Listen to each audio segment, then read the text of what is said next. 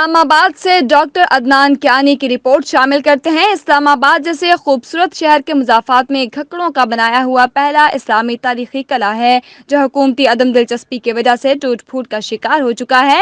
Pakistan tourism میں دنیا میں تیزی کے ساتھ مقبول ترین ملک بن چکا ہے۔ دارالحکومت اسلام آباد میں تاریخی سیاحتی مقام کی عدم توجہ پر سنجیدہ حلقوں میں شدید تشویش کا اظہار۔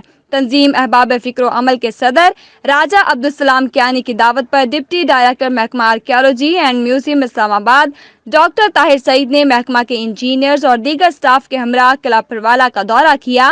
ڈاکٹر طاہر سعید نے قلعہ کی اہمیت اور تاریخی پس منظر پر روشنی ڈالتے ہوئے تعمیر نو کے حوالے سے جلد کام شروع کروانے کی یقین دہانی کروائی۔ اگلے کچھ دنوں میں مسجد مائی کمروں کی بحالی کا کام شروع ہو رہا ہے۔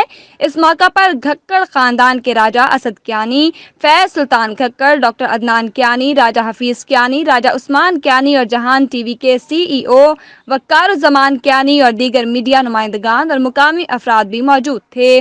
جبکہ اس موقع پر راجہ عبدالسلام کیانی نے قلعے کی تاریخی پس منظر پر بات کرتے ہوئے بتایا کہ یہ قلعہ گھکڑ شاہ نے سن 1012 میں بنوایا تھا۔